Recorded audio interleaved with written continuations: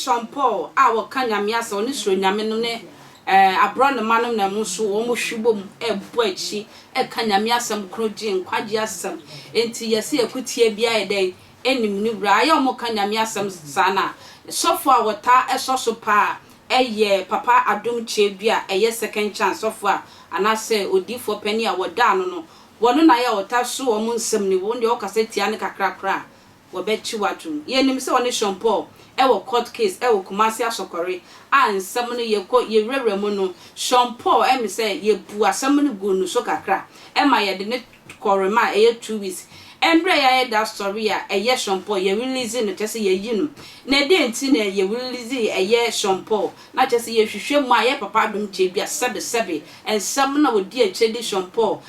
court no sebe nyansa bi anim enti na wo say court eyi eye Sean Paul ede ne ba fia sese asam no papa dum chebia ne nsam na onam so a wo de Sean Paul court mu no aye police case anti eso nyame sha say ufi eyi baaye South Africa baaye a obebrebrem sese Sean Paul wade ne ho hwe ne yele so fe pa wo de me ye nkohwe Sean Paul ye yi na wo si Africa mo wo no ankasa ne no musam kwa ye fa so a aposifo eja ne mo me ye ntie Sean Paul emra sese a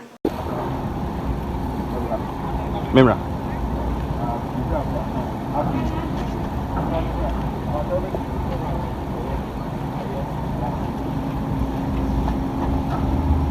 Abusia na adom ide Sean Paul ti me bi kama ma bra ni kakana say niya amia adom bia sure ade na ka che fans ni bia si just one issue the Ghana free Muslim Christians je obia tu fo yakobon hye na ye dina because we know aya ade bia eda ho fitete say obi o cancer pam wait me to mabafi oh yes yes I was going to say emra omuyi mi no na sex for boys no musu oh yes I didn't tell me John Wako 2 days some me wura kura ho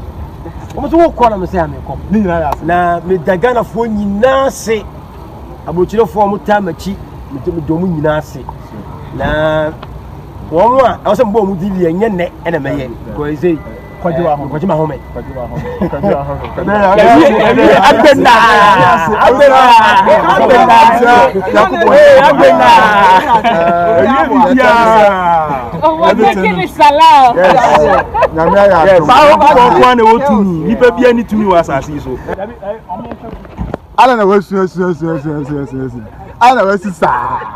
Ah 3 days you been away yes ama when you say you na ale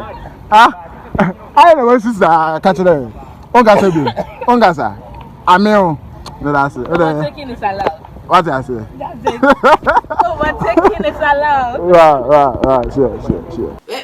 me wa kwanya nka metue papa dum chebiafo nanso menim sa asofo mpanifo ni bi ebetimi aye medwume ya mame because me mfiso asese ya chi me kotuma me manu ni ebedi krebe ebe ha dwuma me manu obi anu aduane mo ntandi wan na be nua mo ntimi jama sofo bi me mbo ni di akire me wa we bo ni din e wa attention tima na kasa che papa adum chebia mame kwentwa na nawie me chance be so makra